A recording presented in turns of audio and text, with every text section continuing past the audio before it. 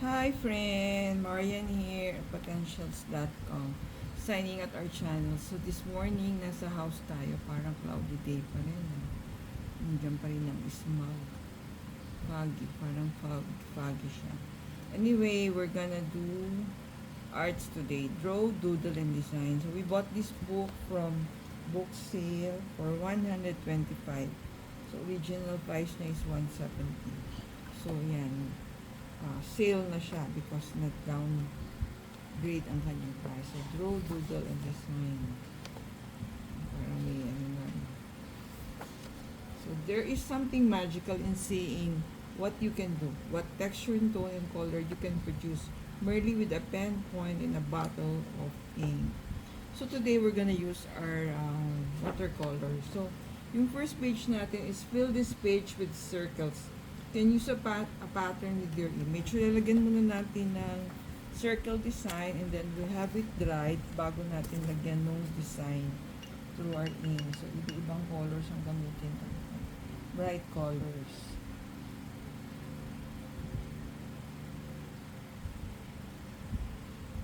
Yan. So, yan. If you are stressed out with work, with housework, you can do this coloring or art to distress your mind. So very helpful siya po to occupy your mind with other things. So creativity nga. So, very simple lang po yung activity natin. But yun nga, we can distress out of this activity.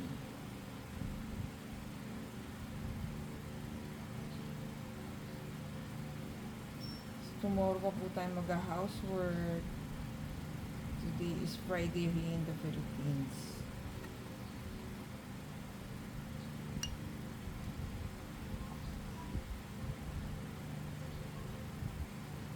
So, very affordable din lang po yung art supplies natin.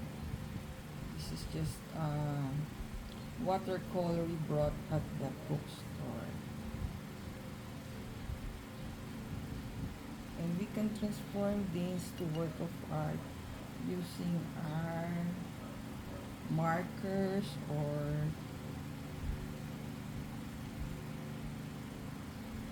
pens, colored pens or colored pencils.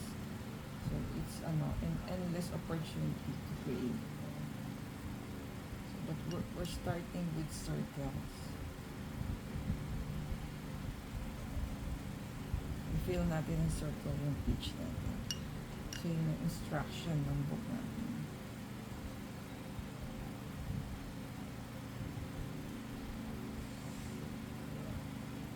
So how do you usually, how do you usually spend your rest day?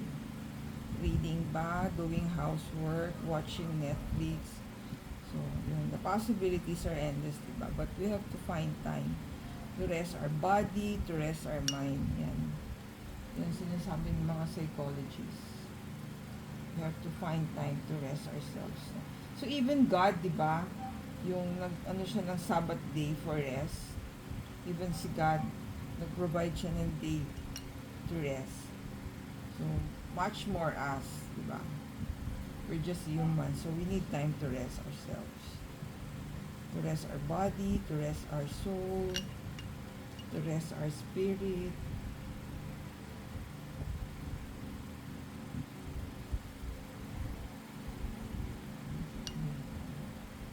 Let's change the color. Or mix natin with another one. Pareho kasi violet. Just mix it.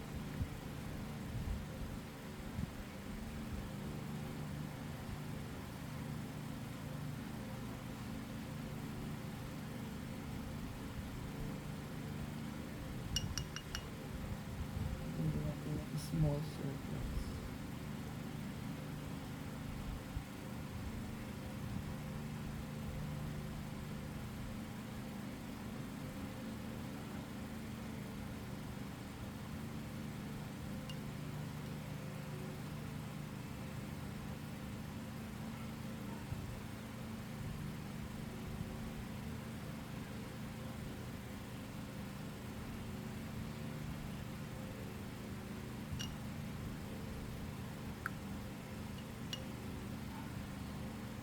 Then, we have to dry this first bago natin siya lagyan ng mga design for our markers or colored pens.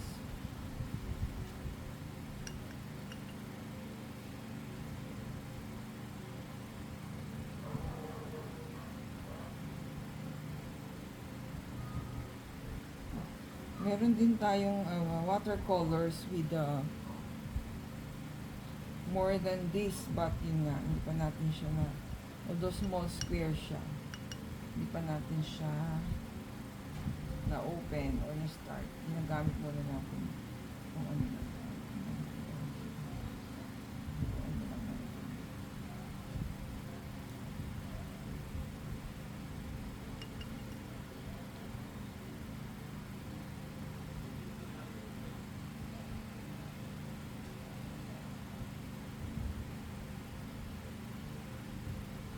Yan, we're done with our circles. Siguro isa pa dito.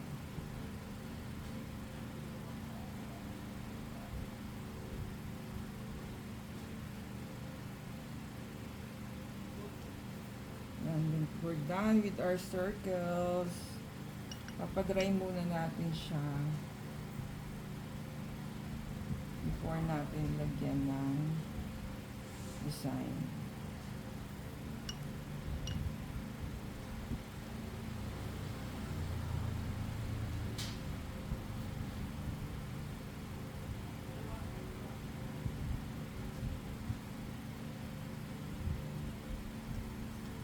Dapat ayusin natin ang ating work area at hindi na tumuturo yung ating inks dahil nakatayo siya. Dahil wala na tayong space.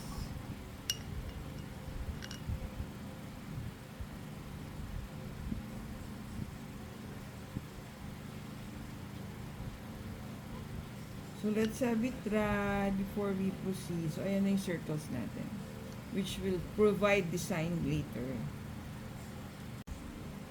Hi friend! Ayan, dry na yung ating circle. So, let's design. So, using our gold pen, our colored pens, marker, and our white marker also.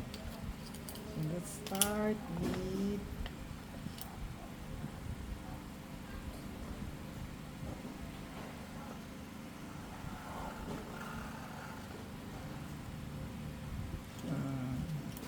doodling. Yan.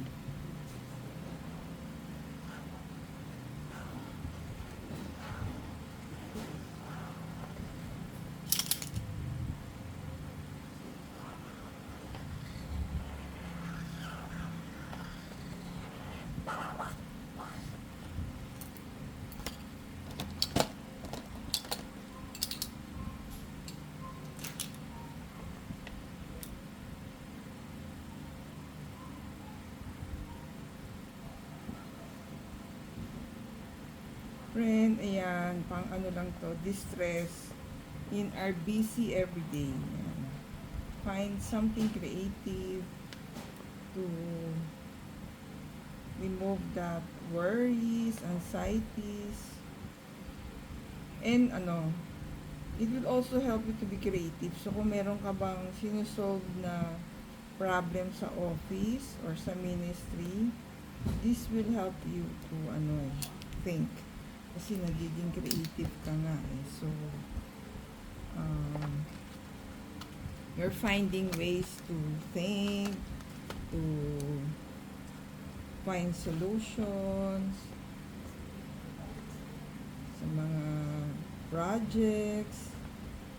So, medyo minsan, di ba, na may mental block na tayo sa dami ng things that we need to attend to. Kaya, hindi natin na-find ang mga or hindi natin na-finalize ang ating mga deadlines is because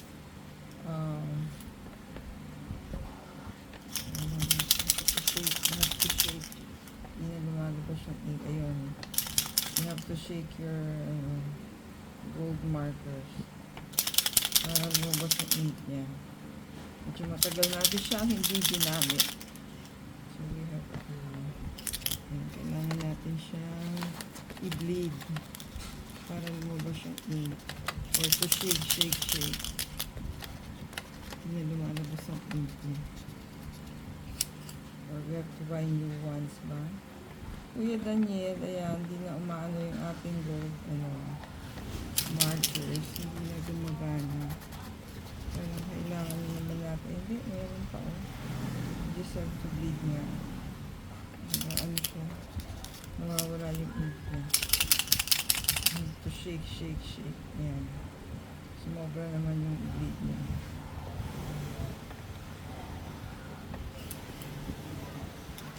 Yung white naman.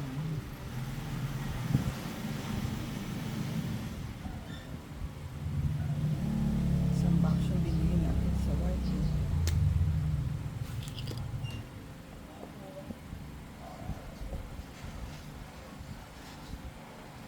Nagkaano parang sumasama dun sa color ng ano natin. So let's just ano na lang natin siya, reverse painting ba ang tawag dyan.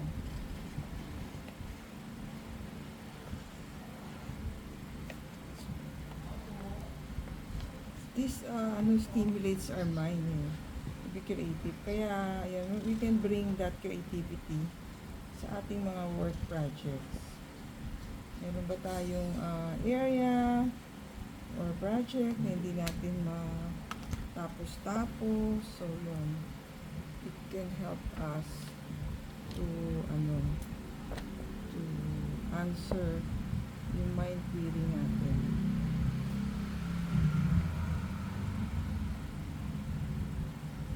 By doing this creative projects. Parang simple activity lang, pero imagine it creates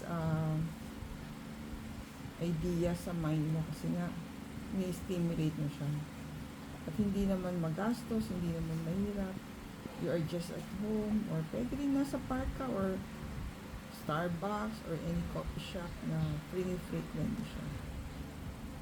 Siyempre, we can also read our books. Yan, madami tayong books. So, ano pa? Friend, may suggestion ka pa ba on what we can doodle sa ating circles? Please post on the comment below. Thank you for watching. See you on our next video.